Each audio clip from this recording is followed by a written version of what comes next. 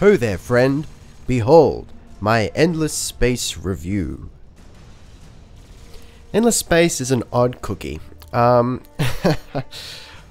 a nutshell, I'm going to explain to you why I don't like it. And I very well may get flamed for this because it doesn't necessarily have anything to do with the gameplay. Endless Space is a 4X game with 8 races. We've got the standard human business, and in a crazy twist, they're actually evil. Who'da thunk it?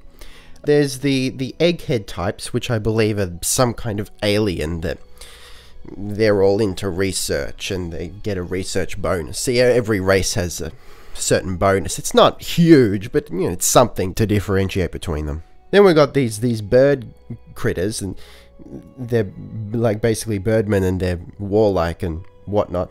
Skyrim called, they want their beast races back. Next we've got amoebas, which is pretty nutty. I'm not sure what's going on with them, but they're amoebas. What more can I say? Then there's this faction called the Cravers, I believe, and they're like insect machine hybrids. And they're sort of like, their special mechanic is this sort of locust thing where they suck the juice from a planet and then it becomes less resourceful. I don't know. Then you got Horatio here, which is literally, and this is what it says, a bored billionaire that has cloned himself into this whole race. It's insane. Then these guys, they were created by the Endless, which is this ancient race that it's all based on, you know, hence Endless Space. And they just go around terraforming everything. Then you got the Pilgrims, which basically detach themselves from the evil human empire thing, the first one. And then they worship the Endless as some kind of god thing. I don't know. Anyway, so we're going with Horatio here, which is just, it's a nutty concept. Who comes up with this shit? I mean, can you imagine if there were more than one of me? Shameless self-promotion. I should also mention that you can create your own race faction, which is a cool concept. You basically take one of the other races as a template, and then you fiddle with their stats and whatnot. It's not amazing, but it's still pretty cool that it's in there. Anywho, when you actually select your race, you get this little cutscene backstory explaining what they're all about. And it's extremely reminiscent of EVE Online when you're selecting, you know, your race for your character. And it gives you that backstory. And the ones in EVE are really cool, but the ones in Endless Space, ooh, they lack something. And he doesn't really care if the galaxy agrees. Once you get into the game, I think the first thing you'll notice is Endless Space is far from endless. Now let me clarify this. I'm not saying it's too small. There's certainly enough meat. There's enough of the galaxy to get your teeth into and whatnot. But just looking at it and the atmosphere of it, it just feels tiny. And I know I'm playing on the endless bit, and sure, it's just a name, but if they're gonna call it Endless Space, it should at least feel endless. Don't you think? Am I asking too much here? I don't know. Tell me what you think. Now, it does have a couple interesting concepts, such as you conquer entire systems at a time. And then when you go into the system, it shows all the planets there and whether you can colonize them or not. Like, here you go, right there. That's a nice look. And graphics-wise, that's actually where the game shines.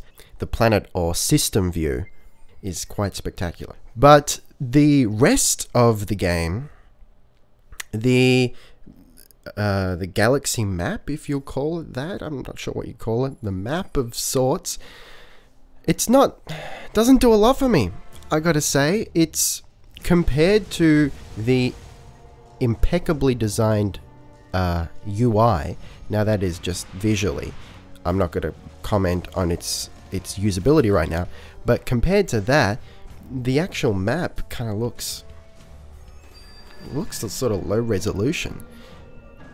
like the lines and the connecting the systems and whatnot. It's just, it doesn't do a lot for me. And the ships, the battles, the ship models themselves are well done. They do look good. I do not like their design. I will tell you, I think the ships look horrible, but the models and the textures are good. However, the ammunition, the missiles, and the mass drivers and lasers and whatever, they kind of suck. Compared to the quality of the models, they just look really out of place in their suckiness. And it leaves me thinking, what the frack, man? Now, talking about the battles themselves, you don't control them directly. You pick these cards that have special abilities, and if you've got a hero in your fleet, sometimes they'll have extra special cards that you can use. And I don't mind it. A lot of people are like, what, you serious? But I think in this kind of game, it works. Now let's talk about research. It's pretty good. The research screen is interesting. It's pleasing. Moving about is a little clunky because you got to drag with the left mouse button, which feels not quite right. But you know, it's pretty straightforward. It makes sense. Everything, all the technologies, you know, they have descriptions, and some races have unique technologies, but there's not so many that it's going to, you know, completely change things. Here you can see heroes, which I've discussed briefly. They're just basically characters that appear in these sort of card interface thing, and they'll add bonuses to either a star system or a fleet when you assign them to said star system or fleet. I like it. It's an interesting addition. It's almost like an RPG element to it, but not too heavy. Gotta be careful though, because as your heroes level up, they demand more money, and you can quickly find yourself in the red financially. Now I better get right down to it, because up until this point I've been, for the most part, saying what's good about it.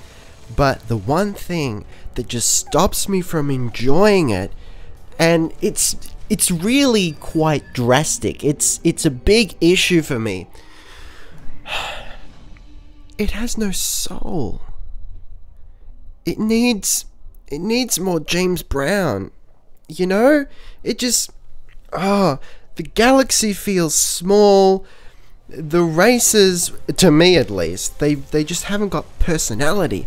Nothing has personality. The battles are pretty cool. I think they're the best part because they feel... You know, they feel... more soulful. I don't know how to explain this properly, but once you get into the galaxy map, it's just the personality whoosh, just flies straight out of the game.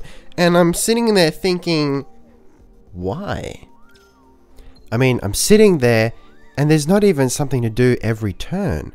I'm clicking the next turn button like a lab rat on amphetamines. And I have to go through like 10 turns to wait for something to build, and I can't even colonize other planets because I have to wait for research and this and that. It doesn't feel right. In fact, you know what it reminds me of? I think they really should have called the game Mass Effect: The Galaxy Map, the game. That's what it feels like. I feel like I'm running around the galaxy via mass relays minus Commander Shepard and all the interesting races. What can I say? So a summary as I arbitrarily zoom into the map here. It's a good game. It does the job. The UI looks spectacular and it is adequate in its function. Interaction with the map, however, is a little hit and miss. You got to zoom right in to select things accurately.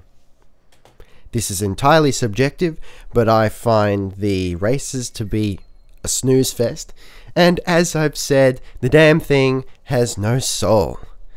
It's got no personality, and it's such a shame.